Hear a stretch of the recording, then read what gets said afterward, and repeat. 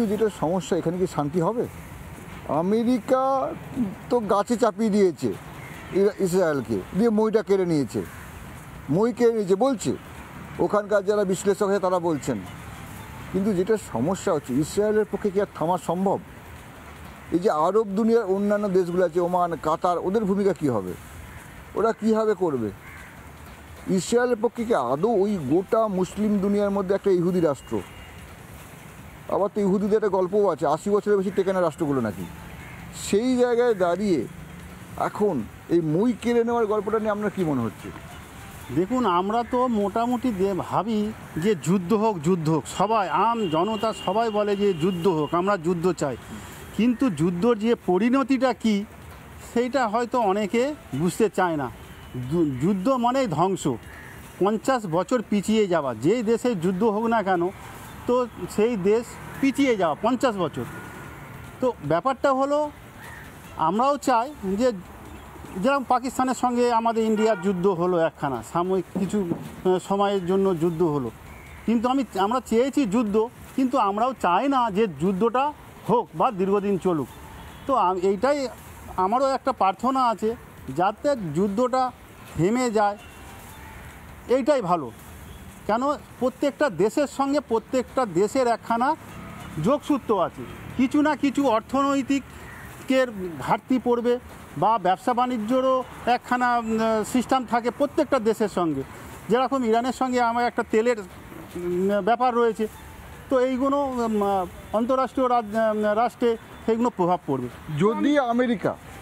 যদি আমেরিকা ইসরায়েলকে যে না না করছে, ট্রাম্প না হ্যাঁ খেলছে, এখন ইসরায়েলকে আজকেই মনে হয় কিছুক্ষণ আগে পৌঁছে গেছে এদের সাহায্য, জার্মান আর যুক্তরাষ্ট্র এবং আমেরিকার পৌঁছেছে কিছুক্ষণ আগে, সাহায্য করে দিল।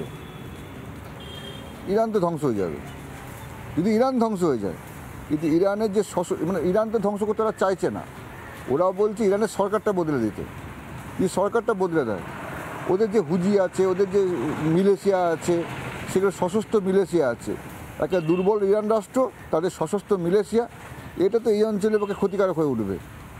আচ্ছা, আমি আর আপনি কথা বলছি এখানে, আমি আর আপনি কে আমি কে, ওটা বড় কথা নয়। এরা থাকবে না, আমি থাকবো।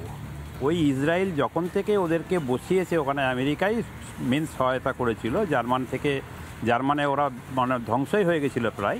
ওখান থেকে নিয়ে নতুন দেশ করেছিল, মানে ওটা একদম পুরোপুরি বাঞ্জার এরিয়া। আমাদেরও অনেকেই গেছিলো, আমি বেসিক্যালি হচ্ছে মিলিটারি পার্সন, এয়ারফোর্সে চাকরি করেছি।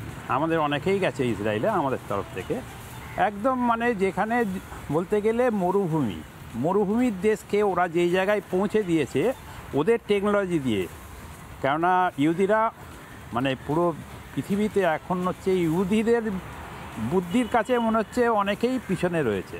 ওদের বুদ্ধিটা এই মিডল ইস্ট কান্ট্রি যারা যেসব দেশগুলো আছে, তারা কিন্তু ওদের থেকেই অনেকটা শিক্ষা নিয়ে কিন্তু একটু ডেভেলপ হয়েছিল, কিন্তু ঘুরে ফিরে সেই এদেরকেই ধ্বংস করতে হবে। সবাই মিলে এদের পিছনেই পড়ে রয়েছে। এদের আন্ডারে কারাই কাজ করেছে, তারাই তো কাজ করেছে, আশেপাশে সবাই তো, তারা তো তাদের কর্মচারী। এখন তারা তাদেরকে ধ্বংস করতে চায়।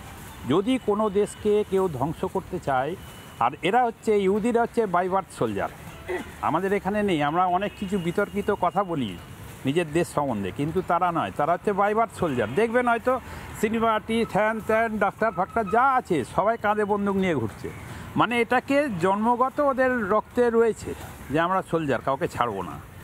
তো যখন একটা প্রতিদ্বন্দ্বিতার মধ্যে আসবে, দেশ যখন জড়িয়ে গেছে, যখন ওটা ওদের স্বীকৃতিপ্রাপ্ত দেশ, ওরা ছাড়বে না, তাই সে যেই হোক না কেন। মানে এই যে সিংহের পিঠে যে চেপেছে, সিংহ থেকে মৃত্যুর এই জাতিকে আমরা ভালো করে জানি, ওদের সঙ্গে কাজ করেছি অনেক কিছু ক্ষেত্রে, সেটা আমি এখানে প্রকাশ্যে বলবো না। কিন্তু ওরা ছাড়ার লোক নয়। এবার ছাড়ার লোক ওরা তো নয়, এবার কে সাহায্য করলো না করলো, ওরা টিল ডেথ ওরা লড়াই করে যাবে। এবার আগে এরা বুঝেন মিডল ইস্ট কান্ট্রিরা, ওরা নিজেরা বসে আলোচনা করুক না যে এদেরকে রাখবো না নিজেরা ধ্বংস হবে না এদের ধ্বংস করবো, কোনটা এরা চায়। বাকি রইল হচ্ছে অন্যান্য কান্ট্রি, তারা তো হেল্প করবে, একে তার নিজেদের স্বার্থ আছেই কিছু। আর প্রথম কথা হচ্ছে ওদের বসিয়েই ছিলই, কিন্তু আমেরিকা হেল্প করেছিল সবচেয়ে বেশি। আর তখন এই যে ইরান দিদি বললেন যে ওখানে হেল্প করেছিল, সহায়তা করেছিল এদেরকে প্রথমে, তো এখন ঘুরে ফিরে এরকম করছে কেন? আর ডিস্টেন্সটা দেখুন না, মানে নিয়ার বাই ডিস্টেন্স হচ্ছে 1000 কিলোমিটার, আর হচ্ছে মানে কি 1500 কিলোমিটার হচ্ছে তেলাবি, এই সরি মানে তেহরান।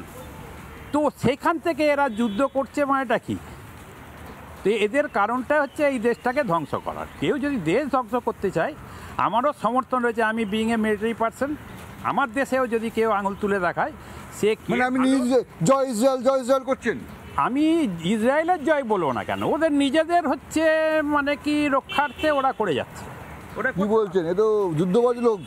নানা ধরনের কন্টেন্ট দেখার জন্য লাইক করুন, শেয়ার করুন আমাদের ফেসবুক পেজ, সাবস্ক্রাইব করুন আমাদের ইউটিউব চ্যানেল।